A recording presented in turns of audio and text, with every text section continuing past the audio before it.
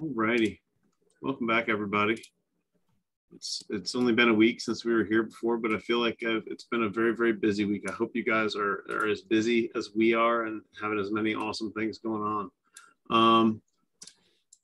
So let's start with, where's everybody going to be? I don't know that I know any of those answers. So let's see.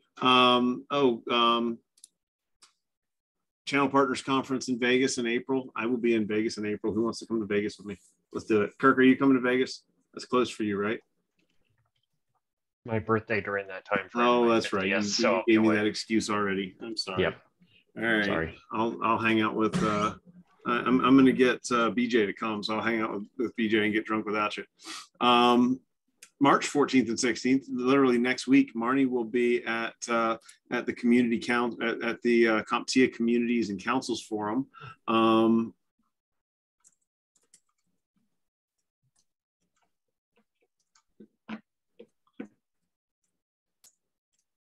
Are you still? Yeah, give me 1 second, guys. We have a scheduling snafu here. I'm trying to figure out, we had a special guest scheduled for today, and our special guest canceled on me and didn't tell his business partner, who happens to be here. So I'm sorting out some details. So Reed, you're welcome to hop on here and chat with me, but Dustin didn't tell me that you were going to be here. In fact, he said he was going to be on an airplane and threw me under the bus and said to go figure out something else to talk about. So I came up with something else to talk about. But if you would like to chat, I'm happy to pivot back to the original conversation since you took the time to be here. It's all good, actually, and that's on brand for Dustin. So I will, and I actually even messaged him also in somewhat of a state of confusion. So let's do this. Why don't you stick to your new script? No worries. I'll hop off and regroup with Dustin, and we'll. So guys, meet Reed, who's going to be here next week, talking to us about cyber insurance and what you guys can do to have your clients prepared for the changing cybersecurity landscape. That'll be a really interesting conversation next week. So join us for that one. Reed, thanks for being a good sport about it, and we'll talk to you next week. A little bit of teaser there for everyone, and I'll see everyone next week. Yeah. So thank you for letting me get that squared away, guys. I just saw him in the waiting room and thought maybe we had a problem. So yes, Marnie will be at CompTIA Communities and Councils in Chicago. I promise it won't be as much fun as hanging out with me in Vegas, but if you want to go hang out with her, you can. New to LCI every Wednesday. If you're just getting started with the platform, don't forget Wednesdays at 1 o'clock. You probably have an invite in your email already to join us Wednesdays at 1 o'clock to figure out how to use the platform better, get a little bit more out of it. 20-30 minutes of content, and then 20-30 minutes of open office hours to help you guys learn how to use the platform and keep moving forward. And then next week, March 17th, of course, the day of my people, we'll be celebrating St. Paddy's Day with a webinar with my friends out at Simeon Cloud. We're going to introduce to you guys a pretty cool little startup that I think is really going to do some awesome things. Their whole product is around helping you secure in a multi-tenant fashion Microsoft 365 and Azure instances. So they have some templated security for all of that, all of the Azure stuff. And they're going to explain it way better than me because I am just a dumb sales guy who barely understands it, but I know that it sounds cool. If you want to check out that webinar, come hang out with us there. I promise to be wearing green and drinking a beer while we're talking about cool technology stuff. I'd appreciate it if you guys brought a beer to that webinar as well, especially if you're on the West Coast and drinking at lunch. So today we're going to talk about what is one of my favorite topics. We're going to talk about total cost of ownership. I had a couple of really cool conversations in our Slack channel. If you guys haven't been hanging out in the Slack channel, Amy's going to link it for you so you can find us there or on Discord. We've got both of those now, thanks to the wonderful human beings out at MSP Geek who have not only curated a custom channel for us, but mirrored it between Slack and Discord. So if you're a Discord person, hang out in Discord. If you're a Slack person, hang out in Slack, and we can give you the same content in either. But we had a really great conversation where two of our partners kind of came back and forth and told us about some really great experiences they had with the platform. And it got me thinking there was a common thread in those experiences. And it's something that I've really been talking a lot about and pushing really hard on. So I wanted to talk through it with you guys. This is a partner you guys know. He's here all the time. He's not here today to listen to me talk about him, so I'll leave his name out of it. But you may already know who it is. He had a big opportunity in front of him and spent the time with a prospect to go through and come up with and actually identify a large number of telecom bills and get them put into our platform. So, he's buying a 75 client package for our system. He uses 70 of the licenses. He took one of the extra ones, put this prospect in our system, and started to enter bills in the contract section. He came up with thousands and thousands and thousands of dollars in telecom savings across a bunch of sites, and was able to go to a telecom broker and get a deal that saves this customer $2,000 a month in their telecom budget. That made him a rock star in their eyes. And when it came time to discuss the actual managed services part of the deal, he managed to win an $8,000 a month MRR deal. The beauty of it all is now his customer knows that he's the guy to go to for budgeting. They're going to include him in that process, and he's going to get telecom commissions on, probably $10,000 in telecom bills forever through that telecom broker. So really cool story about somebody who just decided to go above and beyond as part of his sales process, bring somebody in and dissect these telecom bills and help them find a savings. I don't know if he charged them for that or not.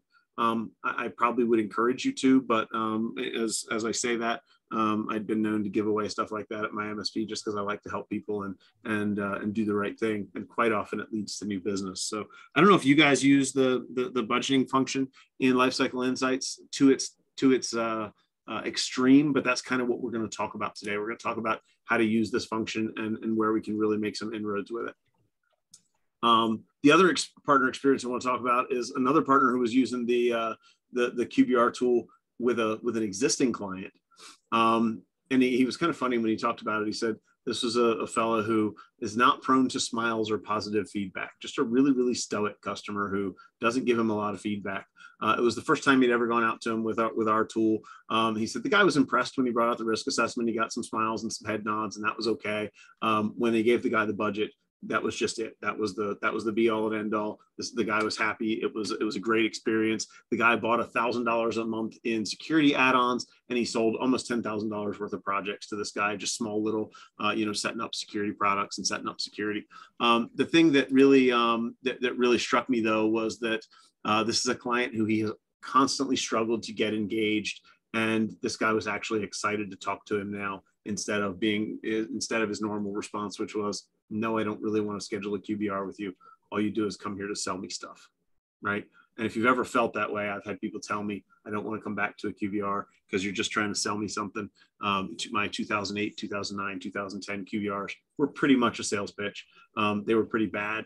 And, we've all tried to improve since then. And I think, this partner has experienced a little bit of that. The big thing that he did, again, third-party contracts, getting him in there, showing him a 5-year budget, and he was able to lay out for this guy $1 million in IT spend and really let him see it all in one place and better manage that going forward. So they were able to customize our maturity model risk assessment and kind of show them that they had their foundation in place, but there were some other things they needed to work on, and that's what resulted in the sale of the security products. If you look on the left-hand side, and there's some folks here who I've worked on this as recently as 15 minutes ago, kind of how to assemble the right reports for your customer. This is an example of somebody literally using our textbook delivery and going out to meet with their customers. So cover page, agenda, assessment summary, a 5-year budget, a monthly budget. He actually presented 3 recommendations, an executive summary, a big asset list, a shorter asset list, just some assets that need attention, and then the user list. This, in my mind, is a great way to present all of this. I like the executive summary placement right here. This gives me a chance to say, Mr. Customer, this is the last thing that's super important in what we're talking about. The asset list, the assets nearing warranty, et cetera, that should all be covered in my budget, and I don't need to dive back into there. User list may or may not need some conversation. Kirk does it in reverse. I like it. So talk to me about the logic of that, Kirk, if you will. What does your conversation flow look like? Because mine is the assessment sets my status quo, right? This is what your environment looks like today. And then my budget is, right. This is the spend if you don't change anything. And then here's a couple things I'm concerned about based on the status quo. How do you position it? Because I know you have a successful sales process. I know that. I'm interested to hear how yours goes. Yeah. So this is for clients that we do client updates. I'm actually looking at are prepping one for next week. First, how is business? Are you adding, removing employees? Any changes to your buildings? How's revenue? So kind of the state of the business. Yep. And then kind of do technology updates. Do you have any new technology services or changes that we need to know about, like any new apps or subscriptions? And then kind of do the environment at a glance. So we do assets, user report, quarterly tickets. And then if they have phishing training, then kind of go dig into that. And then we go into risk and exposure reviews. So we review the latest risk assessments. Yep. And from there is where the recommendations come in. So we see this problem, so this is what we're recommending. So then we've got the recommendations. And then at the end is the budget of here's what your current budget is, here's what it would be with the recommendations. So, and then kind of wrap up, we schedule any tickets, schedule for next QBR, and then shake hands, part ways, go drinking. Nice, I like it. So, and you guys will all hear me say this, there is no right or wrong way to do this. I think everybody should build a standard that fits your conversation flow with your customer. The trick is getting the reports in a way that you can logically transition from one report to the next, right? And Kirk has, obviously, you just heard it, a nice transition, a nice talking point where you can get from each report to the other. There's a logical connection between each report in order. All of the stuff you're doing around state of the environment, is that in a text template that you've got some questions you go through? Is it just part of the agenda? How do you present that to your customer? It's usually part of the agenda as far as if you're talking about, are they using new services? Or maybe you can refine the question because I'm not quite sure. Yeah, basically, how do you know what you're talking to your customer about when you're asking them about what's changing your business, all of those kind of questions? Do you have a list of those somewhere? Yeah, I do have it's part of the agenda. And that's kind of the template that, how is business? And then that usually, I don't like to dig into, well, this is all broken and this all needs to be fixed. It's more along the lines of, if they're adding employees, okay, maybe I need to tweak my agenda a little bit, or if usually I know if they're going through layoffs, but if that's the case, then, well, I was going to present this as a recommendation, but maybe we'll hold off for a couple quarters because if you're losing 20 people, maybe a server replacement isn't good, or maybe we need to look at an alternative for that.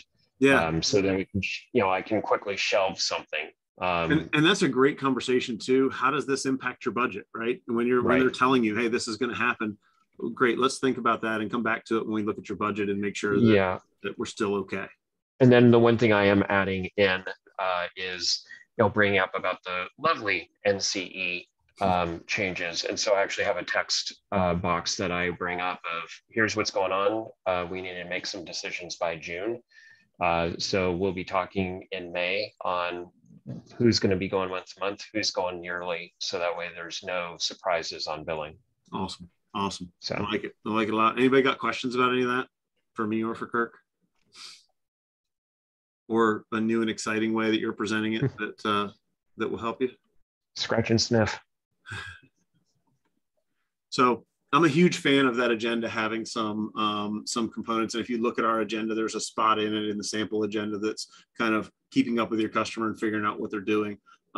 We've actually got a couple of partners who are going to come on and talk to you in a couple of weeks. We're not sure when we can get them both on here, but we're going to drag a pair of partners on here to talk to you, because we feel like the two of them have very unique takes on customer goals and what they're doing to weave those into the conversation. We're going to take some feedback from them and continue to build on customer goals and actually build customer goal setting into the client success side of the platform, so that you can start tracking client goals and aligning your initiatives with theirs, et cetera. So that's always a good one. But I love having that as part of this agenda conversation. The only thing I'll add to that is, sometimes it's nice to send the agenda over early with those questions for your customer. Are you doing that, Kirk? Oh, you're muted. I try to do it at least 48, 72 hours before. Yeah. So if you can get your customer to tell you ahead of time that they're laying off people, it gives you the chance to, as Kirk was saying, quickly adjust your tactics and not go in and ask them to spend $20,000 when they're laying off people. There's a lot of value to knowing that ahead of time as you walk into the meeting. So, and to Kirk's point, I used to present this almost completely backwards from where we were. I used to start with the asset list and work my way into the user list and then into the budget and then go into the risk assessment. As we've added components and really refocused on some things, I'm a fan of flipping it and doing it this way, but do what works for you. Do it the same way every time, and make sure that when you have a successful QBR, you go out and pick it apart and go, okay, it was successful. I got what I wanted, but was there an awkward moment? Was there something that didn't land as well as I thought it would have? What could I have still done a little different? And when you have an unsuccessful QBR, make sure you take that one out and pick it apart. But the value of doing it the same way over and over is the fact that you can actually start to pick it apart and refine the process and iteratively improve it. You know, as MSPs, we're so good at process when it comes to how do we image workstations and get them deployed to, you know, in the fastest way possible. And, you know, my first image was Windows 7 without a blue screen, and that was a win, right? My next image was Windows 7 with a lab tech agent installed, and that was a win. My next edition had, you know, Microsoft Office installed and Adobe Reader. And we just continue to iterate on those things, and we continue to take those problems and pick them apart and improve them. When we start working on our sales process, we go, oh my God, this is scary. I'm not big on sales. This isn't my wheelhouse. And we forget that it's just another process to iterate. So that's kind of what I want to talk about today, and really how we can use the budget to drive a bunch of these conversations and really use it as the component that takes out the salesy part and really drives us home towards, you know, setting the expectation for the customer that even if you don't buy anything new from me, even if nothing changes, you have this recurring spend that needs to happen. And if you're not careful, there's a debt snowball that builds up of, hey, you know, I didn't pay for everything I should have last year. Now I have technology debt. And if I don't pay for everything I need to this year and next year and the year after, that just kind of rolls up into this big debt snowball that becomes super, super expensive.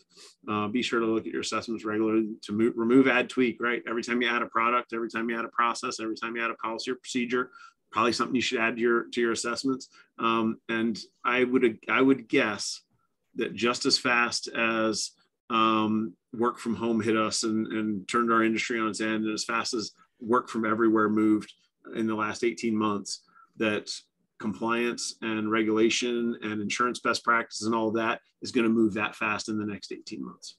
So I would think that you guys should probably be reviewing and changing your risk assessment every few months. I think next week, you're going to get some really interesting insight from Dustin and Reed about what insurance companies are looking for. They work with a lot of the major carriers.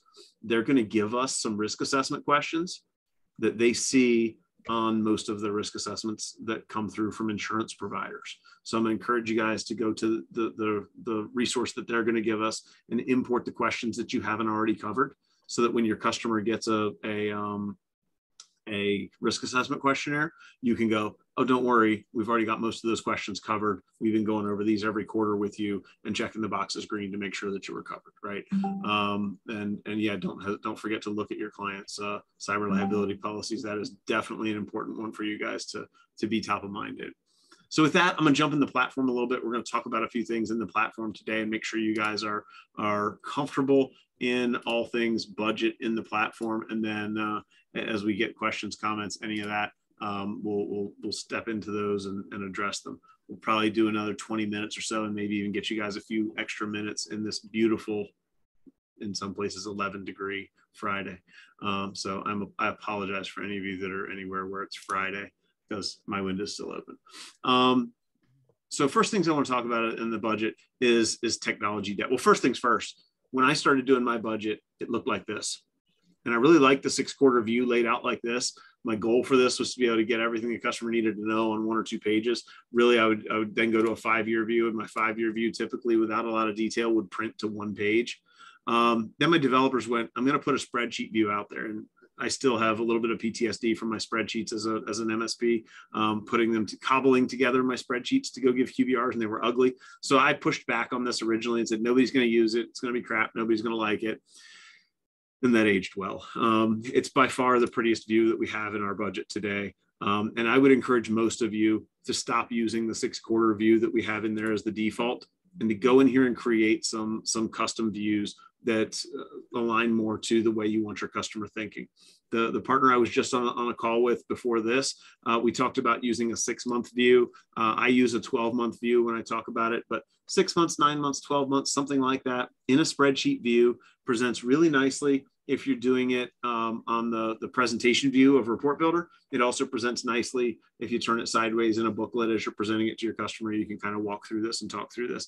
And in this near-term view, what we're looking for are the months where you absolutely can't add a project to do anything for your customer, right? We're really looking at what does this look like over the near term, what's their spend going to be, and are they okay for the crappy months, or do they have something that they really need to move around as far as spend goes? Is everybody presenting some sort of a short-term budget to their customer? Are we comfortable with getting this piece out the door? And we'll dig into contracts and subscriptions and all the other stuff that's on it in a few minutes. So then let's look at the long-term budget. And this demo customer that I use for everything has a really boring long-term budget. And hopefully your customers look like this too. There's no more than about 10% ebb and flow in the budget as we go, which is really a pretty good number. Your customers typically can adjust to that without going out of business, right? But I like to flip over and show folks what a terrible budget looks like. And I'm sure none of you have any of these in your client base, so we won't spend too much time on this. But this client has about $200,000 worth of technology spend, with half of it in an overdue column. Then a $10,000 spend, a $37,000 spend, a $10,000 spend, and a $37,000 spend. This budget looks like a sine wave, and it has this big debt snowball piled up back here. So if I have this customer, and I'm sure you guys all have this customer somewhere, I'm having a couple of conversations. Number one, can we dig out of this debt snowball? Is it realistic? Right? I don't know how many of you saw our webinar with Great America.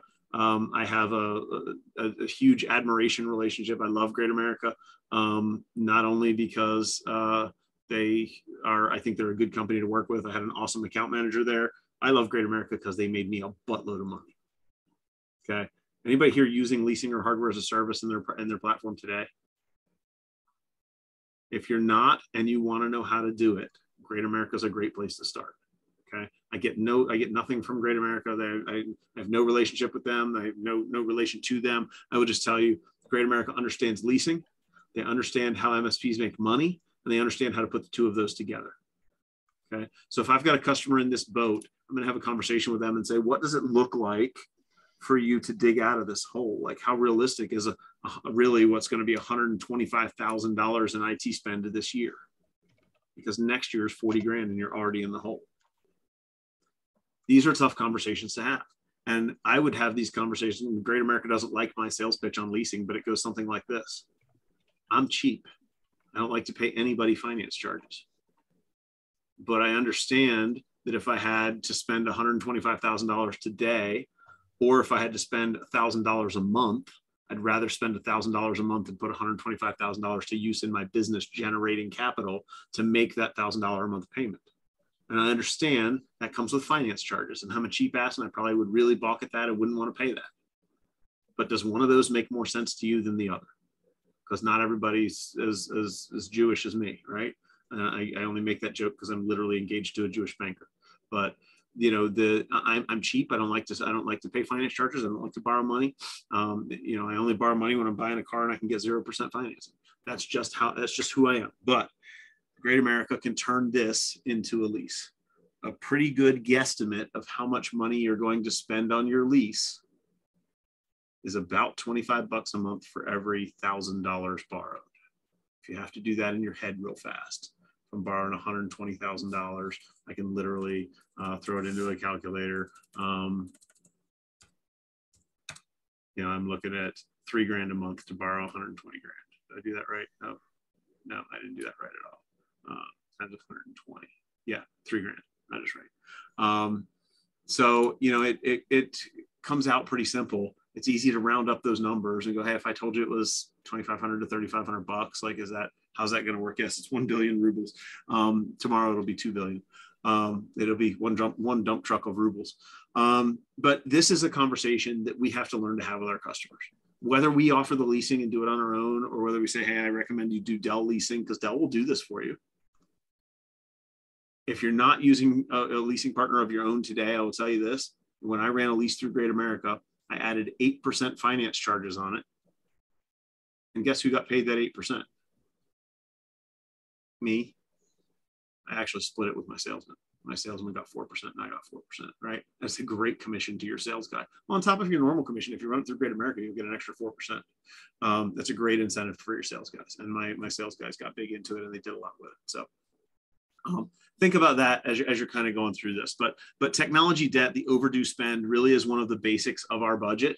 It's one of the most important parts. And this is where you have to have the conversation with the customer. Hey, look, we agreed we were going to replace all your assets in about a 60-month rotation. These are all the places where you've broken that agreement with me.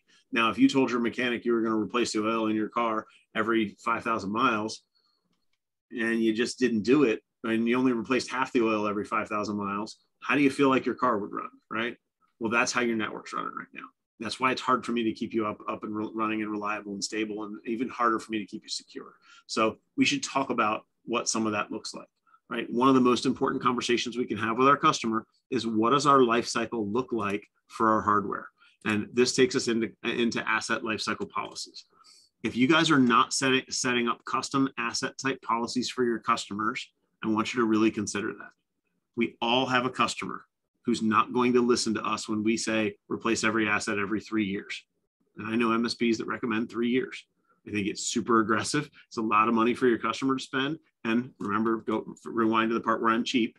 But I was a big fan at my MSP of buy the right hardware and expect it to live the right time frame. Right? I'm going to ask you to spend $1,500, $1,800 on a laptop, but then I think you can get 4 years out of it. I'm going to ask you to spend $1,500 on a desktop, and then you can get 5 years out of it. So really think about that and have that conversation with your customer. And when the broke nonprofit comes back to you and says, there's no way I can replace every asset every 60 months, go build them some custom company settings for that customer that says, hey, you know what? Your workstations are going to be $749 and you're going to keep them a little longer. And by doing so, as soon as you change this default lifespan, we will reconfigure the budget for that customer on the fly to match that lifespan. So don't go give the customer who says 6 years is my life cycle a 4-year replacement budget. They're going to walk away from you, and they're going to crumple your budget up, throw it in the trash. It's going to have no value. And then you're going to be out in a Facebook forum going, my customers don't want to come to my QBRs. They tell me everything's fine, with an exclamation mark at the end, right? They don't come to our QBRs typically because we didn't listen to them, because we didn't deliver value. And this is one of the ways that we can deliver value. Include them in the conversation around what is a reasonable lifecycle replacement policy. One of two things happens here.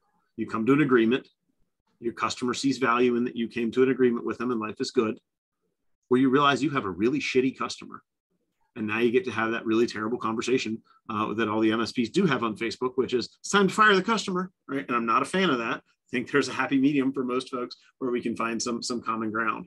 But I think that's a really valuable conversation to have. So think about that. Use this function to help you dial in that budget and really get things where you need them to be. We're going to go back to my favorite client and my favorite budget. And then I want to talk to you about one other thing. We've got a bunch of recommendations for this customer. A couple of them are not scheduled. They don't have dates on them. And I'm going to delete some dates off of another one or two, just so you guys can kind of see how this works. So if we clear the dates off of a recommendation, when we go to our budget forecast, we wind up with a cool little section that says recommendations and recommendations not scheduled. Okay. I use this every time I go to a customer with a new item, a new recommendation that we haven't talked about before.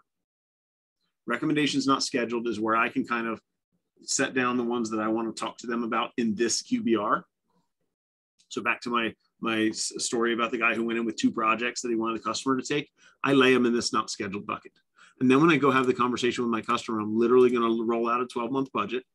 And I'm going to say, hey, down here in recommendations not scheduled, we've got a freebie. This is just a security thing maybe that we got to do that's free. Oh, no, that one's not free. It's expensive. It's down here somewhere. Never mind. We got 2 in not scheduled.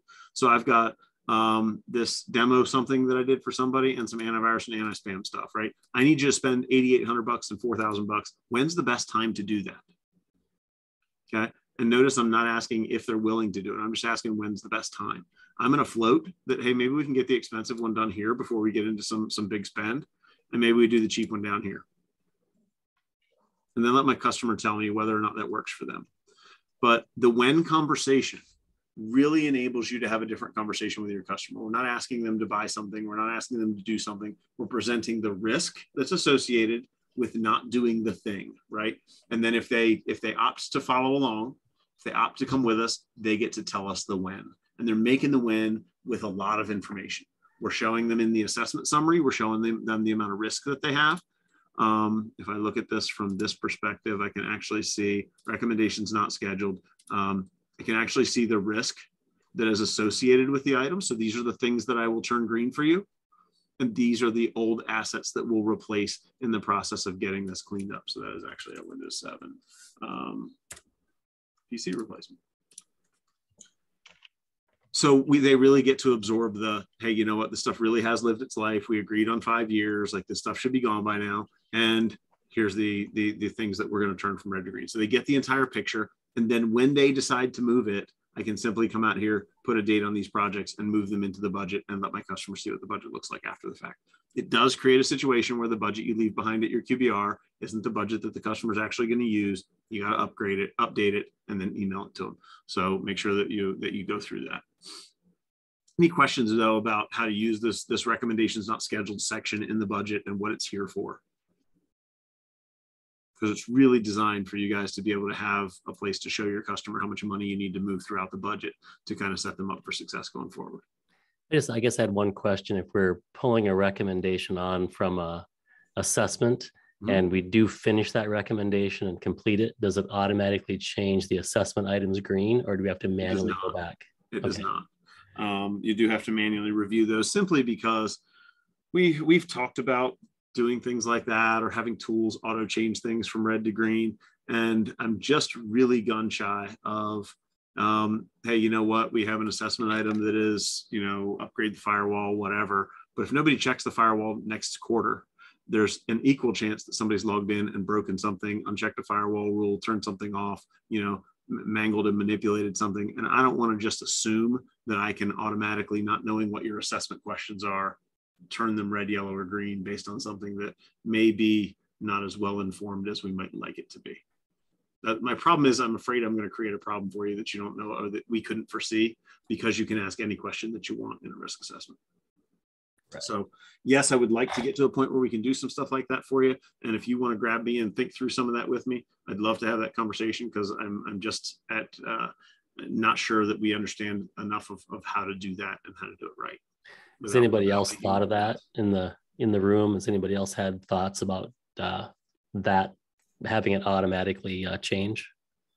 I think this is Alex. I personally think that's a little dangerous. I agree with Alex, because the situation you're going to run into is something that shows up green, and especially as you get more used to using Lifecycle all the time, and you get ingrained in this, you see it green and you kind of gloss it, you skip it a little bit, and you see that all over the place. I feel like it makes the tool less useful. If I have to worry about false positives or false negative, either way, if I have to worry about those, then suddenly this tool becomes a whole lot less useful to me.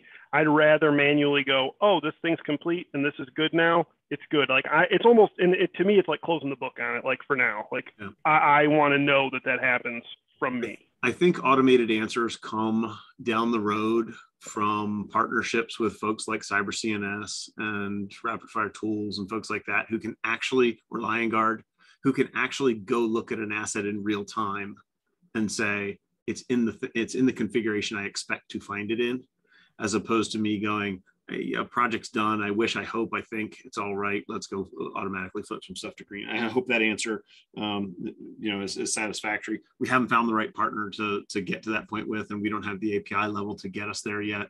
But that is some stuff that's at least on the roadmap for looking into for the rest of this year. So yeah, I had something with the workflow on that, Kevin, that might make sense. So if I did, I had a QBR 3 months ago.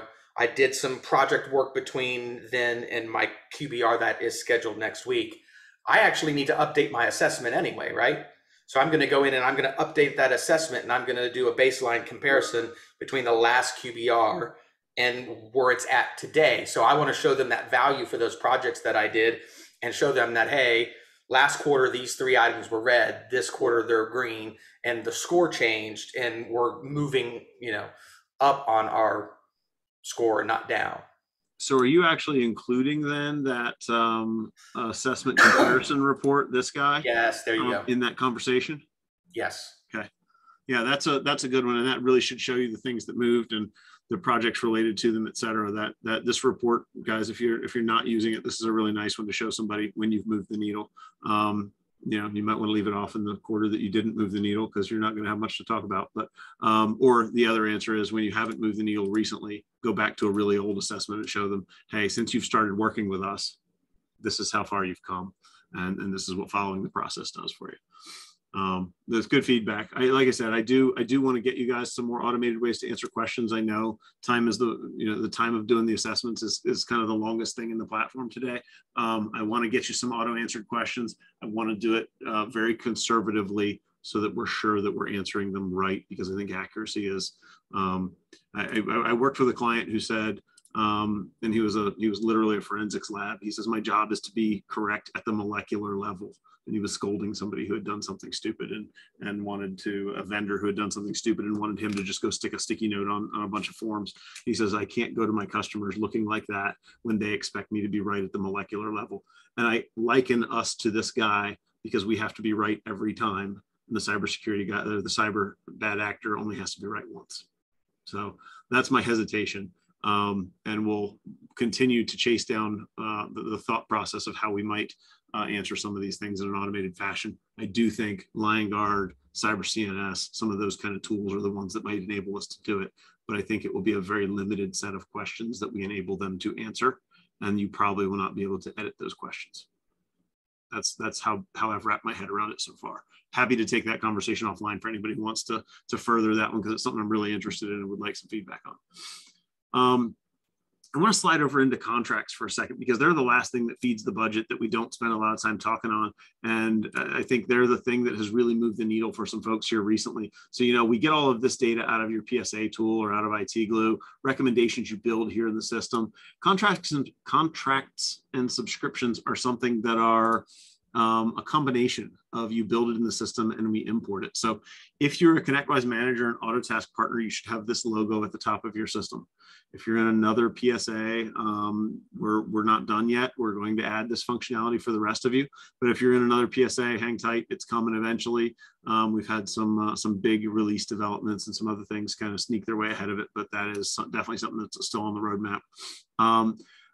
Import from your critical line of business system. Know that you can come grab any contract and just click a button and bring it in.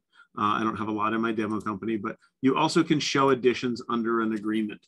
And I want to talk through how and why we present contracts and why you might use this. The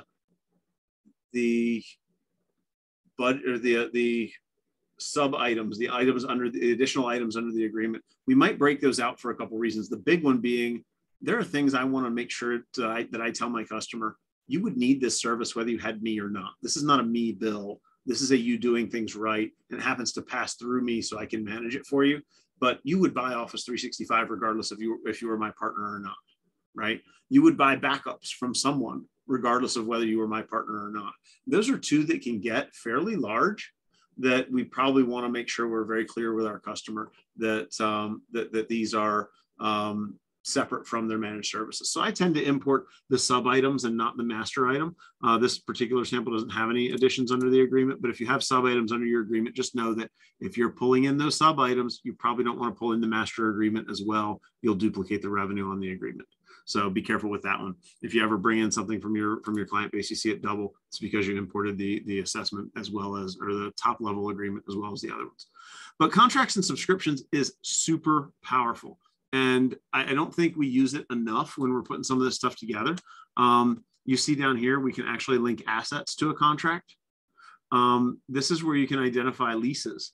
It's where you can identify things like Meraki renewals. These are things that you might pay for every 2 years, every 5 years, something like that. You can actually attach the assets to it. If you work with a leasing company, do this the first time you deploy assets that are on a lease. It will pay for itself down the road when somebody comes out to you and says, I need a list of all the serial numbers that were attached to this lease and I need to know where they are. having all this will be helpful for you. As somebody who's been through that, it's not fun to go do after the fact when your first lease, you didn't realize you needed to do it. But if you have anything that you're struggling to figure out how to put on the budget, something that has a weird renewal period, something that has financing associated with it, anything else that's just really wonky and weird, quite often a contract is the place to put it. If you're struggling to get through it, don't hesitate to put in a support ticket, explain to us exactly what it is you're trying to put in, and we'll record a quick video for you and give you an example of how we might put that in the system, and we'll even walk you through it and show you. So if you've got financial questions that you're questioning how to get it on this budget to get that total cost of ownership thing, make sure you know that we can absolutely help you with that. Put in a support ticket, we'll kind of walk you through it. The last thing I want to point out about this screen is that, well, two more things. Notice date is important. If notice date turns red, it means we're about to or missed the opportunity to go tell one of our customers that there's a product or service that is going to auto renew on them or that they need to renew. This is my chance, again, to go back to that distributor, that broker of telecom services, and slide a phone system in that I get paid for, or an internet circuit in that I get paid for. So pay attention to these end dates and these notice dates. This is how I got a lot of upsells at my MSP, and I still make several $1,000s a month in telecom commissions, having sold my MSP a couple of years ago. Folks change, they got their technology changed over to their previous or to their new IT company. Not a one of them has bothered to change their phone system. Think about that as owners and as account managers who might make some commission on those kind of things. It's definitely a long haul play that money just sits out there forever. The last thing I'll tell you is, don't forget that you can give your customer visibility into this screen.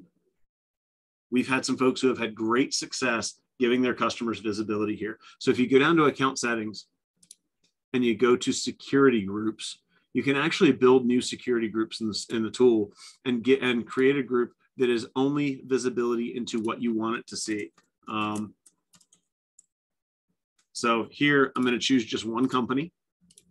I don't want them to have access to anything fancy, so we'll leave all of this, all those unchecked. I'm going to uncheck everything in access and just give them access to contracts and my budget forecast. So this person's going to get read only into my budget forecast, and they can add contracts. I'm going to take out everything in customer success, everything in MSP reports, everything in admin. They don't get to see any of that. Okay. And if they need help, they'll call you.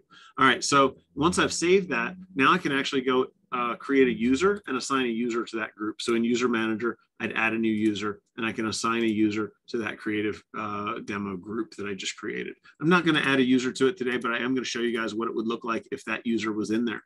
So when I click on my name, I go to impersonate. I can go grab that creative demo group and impersonate it. This shows me as an admin in the platform what this person would see. And all they'll be able to see is these two tabs over here. Okay, so they can see their budget forecast. They can add and create contracts. And they can't change from this customer. They can't leave to go anywhere else. So if you have a customer who has a ton of contracts, that's going to be a lot of work for you to enter them.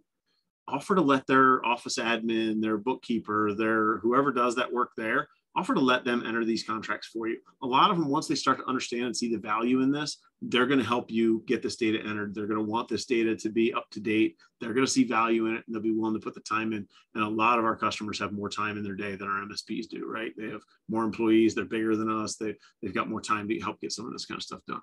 So any questions or comments about impersonation and how that works? Hey, Alex, I wish I was paying closer attention to that. I was, Peter is on this, I'm auditing, but yep. What I did see that looks pretty fucking cool. I want to learn more about that. I'll work with Peter on it, but that's super neat. Do we have a video on that one, Amy? Can we send Dave a video on that? I don't remember if we have one or not. We'll dig and see if we can find anything on it. If not, Amy will create a ticket for me, and I'll go make a quick video on it. Actually, it's in this recording. You'll get it Monday morning in your mailbox, and you can. I'm sure Peter was paying closer attention, but I couldn't help myself. No pressure, Peter. No pressure. That sounded like a lot of pressure. I always feel bad. I give everybody homework and I get people in trouble. It's not good. I shouldn't talk as much. I paid a lot of money for this, Alex, so I should be getting my money's worth, and I should be paying attention. So right. Just recently, we got in a bit of a snafu with a client that was mad at us because she didn't renew QuickBooks in time. And I'm sitting here going, oh my God, if we just said, when did your QuickBooks renew? When's that out? And we were telling her instead of waiting, we would have saved us a lot of heartache. Right. And so QuickBooks is an interesting one. If it's an actual QuickBooks license, I actually don't put it in contracts. I actually track it as an asset. I create a software configuration in my PSA, and I will actually track something like QuickBooks because I know it has a 3-year end of life. I can very easily track not just the renewal, but I can actually track the license and everything else where the engineers need it and not put it as a contract in here. So think about that that's a great point. Think about that when you're documenting software. If it has a hard license and it's a perpetual license that you're going to own the software for 3 years or whatever, you might want to track it in a different place than if it's an Adobe Creative Cloud subscription that renews every single month and has a different billing cycle. So just a thought process on that one when you're new QuickBooks. So I'm clear. I heard you say that if it acts like an asset, then put it here. If it acts like a subscription, put it under contract. Yep, that's actually, you heard me say it better than I heard me say it. Okay. That's a very much clearer way to say it. I like that. Perfect. So Matt had a question here. I spent a lot of time on the budget spreadsheet view. Any chance of making the rows links open the assets, contracts, recommendations? Yes, Matt, go put that in as a feature request because I've looked at it a dozen times myself and went, it should do this. What Matt's talking about is budget forecast. As soon as we turn to spreadsheet view, when I expand these things out, I don't get the click-throughs that I get over here on the data view. And we definitely should do that. So Matt, go put that in as a feature request, and Amy, go give that a nudge and make sure that we get some attention to that because that shouldn't be difficult. And maybe I can get that as a thing for somebody else to do. Can we assign risk to a current asset? I've looked at that a bunch of times. Not today. I would like to say we're exploring if there's a partner that might be able to help us with that. Risk scoring when it's not, when it's subjective, I think comes across as disingenuous, and I don't want to sell with I don't want to encourage people to sell with a disingenuous, like, hey, if I go turn it extra red because it's got risk, I can get the client to replace it. But what I do want is for you to scan it with a vulnerability tool and say, yeah, we patch it, but it's got 74 vulnerabilities on it that because it's a 47-year-old camera system that you won't let me throw in the dumpster, it has a little extra risk to you because it's got things that we can't remediate for. Did that answer your question or just duck it?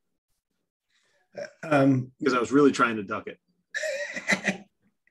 I think it's a great question. I also, it's one of those I go back and forth on. And so, we've done that a little bit within the, essentially taking an asset and giving it a score. And the reason is that you've got you've got an application that uses horrible passwords, right? We would assign that a score. We kind of look at the, GRC, compliancy concept of integrating that a little bit more into when we do these assessments, not only utilizing these for compliancy, but also taking a look at some of the assets that are already there and going, okay, this asset is a risk of 5 or 4 or 3. And this is kind of the reason why. And that allows us to talk to the client and say, here's something else that we have to work on. This will help align you with, current compliancy requirements. And the only way we can do so is if we reduce the risk of this particular asset, and we run it out of software. So I would encourage you today to turn that into a risk assessment question. Whatever the vulnerability is that you're looking for on that asset needs to be a question on your risk assessment, right? And you're dinging them on the risk assessment side on the risk assessment. The asset, if it's aged, will show red and aged, and then you can pull those two together on a recommendation and say, we flunked you on this on your risk assessment. We attached this asset that's 7 years old and doesn't get patched anymore and is a problem, uses weak passwords, whatever. And this is why we need to replace these things, spend this money, whatever. This is how the two attach together. I do love the concept of a risk score. I was hoping that some fancy vendor would come along and go, hey, if you plug into us, we can give you a risk score for every asset.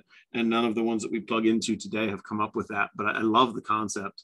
I hadn't thought about having it being a manually scored thing. And I was thinking more on the business impact analysis side. So like that's one of our goals here is to go through with everything in the client's business and score it as far as how impactful it is to their business if this isn't there, right? So then that can lead me, reverse engineer me back into, if an event happens, what has to come up first. So if I could score different items based on, even if it's software, we need access to this software first, and that's really what I need to have. And so from a BIA standpoint, that's what I'd like to see. And then you're going to tell me you want dependencies and all that. He didn't even say no. He's like, yeah. No, I don't disagree. I do see some value there. Yeah, it can definitely go down a slippery slope of making it more and more complex. You take a look at any, GRC application, and it's great. I remember the guys who were at Right of Boom that were doing some of this incident response stuff. Kevin, do you remember? Exigent, wasn't it? Yeah.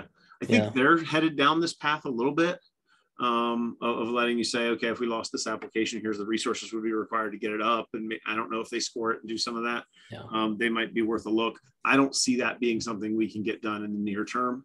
Not to say that it's not something I'd like to look at in the long term, but we have a lot of spinning plates over here today just with the core features that we're upgrading and working on. I think it's an interesting concept. I love the concept of business impact analysis. I also love the concept of vendor due diligence and kind of want to add some functionality over here around the diligence of each vendor that's associated here. All of those things, unfortunately, are taking a backseat to developer bandwidth, I think we'll call it.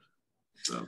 Right, or underneath the asset itself, when you take a look at the just the details on that asset, being able to tie that in with an assessment, or be able to, associate that with an assessment item, so that we could actually customize on the assessment side of it, and then tie that in with that. Like, an assessment item is, a score or something else that we just tie into that, and that's practically it. Where there's correlation between the asset and either a custom assessment that you set up for the risks in that, because you have a lot of that there.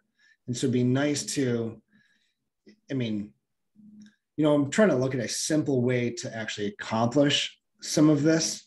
And tie that into the data that we already have. I guess the key thing is that we already have that HP Color LaserJet 2600 listed. All I want to do. What's wrong with that, man? It still prints at 4 pages a minute. I know. Yeah. And then associate that with with an assessment item of some sort, or move that over to an assessment item. Say, hey, I want to create an assessment item from this, and then from there I can manually set a score at another field for a score of any sort. That way, we can track that and say, here, this is a risk. We want to mitigate this. So when I run those reports for the client on a monthly basis, I can turn around and come back and look at that and go, we've mitigated that. And that takes care of a chunk of it without making it incredibly complex or having, different risk scores associated with cost. Where do things like that typically originate? Like, how do you identify that you have that risk, right? Where does that workflow and process start? Is it on the help desk? Is there somebody doing proactive maintenance? So for us, a lot of times it can come from help desk, but a lot of times it's just analyzing the current status of software that they have, right, or hardware that they have, either with the information that we already have in place from our RMM, or from just the age of some of these assets and other things. But some of it's manually entered in. Like, we've got a software package that deals with formulations of product, right? And we know that software is using, horrible baked in passwords. Right. That's a risk that we want to identify, and then, let management know that this is a problem that somebody needs to resolve this of some sort, and then follow up on that risk. So now we've taken software risks or asset risks and great camera or something like that, or camera system, right, like you were talking about earlier. We see that in our asset list, but now I want to be able to take that and assign a a score to that, to where right. we can, whatever that might entail. Yeah. I don't have a good answer for that one today. Let me take that one back and chew on it a little bit. Bring me offline and hold me accountable to following up with you on that one. Yeah. And I was going to say, what I was looking for too wasn't anything that complex, just like a score of 1 through 5. Right. And so I know what has to go first. So if I did that for all my clients and I had a mass incident happen, I could go, we need to deal with all the ones first. Boom, let's do the ones. Next round, 2s. And it didn't even have to have. You've been spending time on the cyber call. I can hear it. Oh yeah. Yeah. Those guys are great. Like there's a lot of great things coming out of that. If you guys are security focused and you're not attending the cyber call, they have these conversations, right? It's a really great group of guys, great conversations. Yeah, I think today we're not the right place to track that. There's no reason that you couldn't create a custom field and track it in a custom field. Right. Ooh. And actually, that might go for both of these, right? So if we go Alex. Account settings, I never use this button, so I know it's in here somewhere. Maybe it's data manager. Yeah, custom fields. There we go. Like I said, I never use this button. You can create a custom field. I think you can create up to 5. Oh, did we move this? No. Oh, maybe I can only create 5. I think your 5 is right. Yeah, I think you can only, and if somebody runs out, I mean, we put 5 out there as a very random number, but you could always create another. But this could become,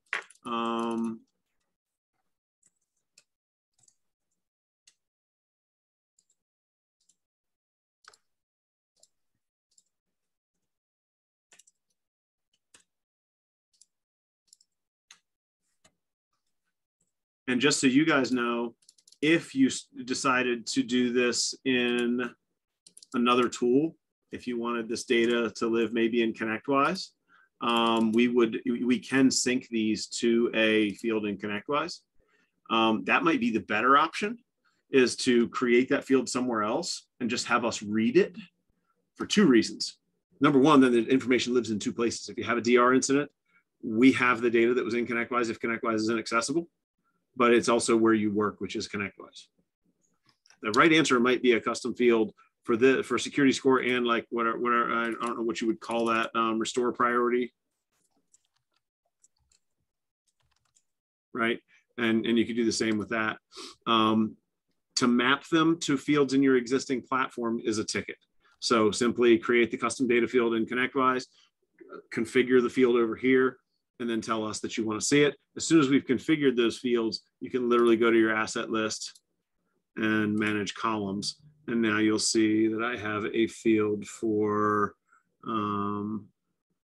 security score. I didn't enable the other one, but then I could utilize that field from. It is, though, a manual drop down to come over here and select it.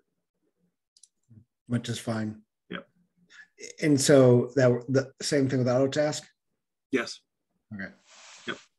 And I don't know if you can get them in faster in those other tools too. If you can do the data entry, because you got to oh, well, actually here we would let you custom, we would let you multi-select, I would think. No, we won't, not on a custom field. So there, we can, oh yeah, we do. Here it is. Yeah, I was gonna say. It's there, I just couldn't see it. So, you could do something like that. So that may be the best answer for today. And I think that's a great note to end on, because I'm 2 minutes late to my next call. This recording will go out on Monday. Questions, comments, any follow-ups, don't hesitate to either ping me in Slack or send me an email. Alex.Farling, lifecycleinsights.io. Thank you.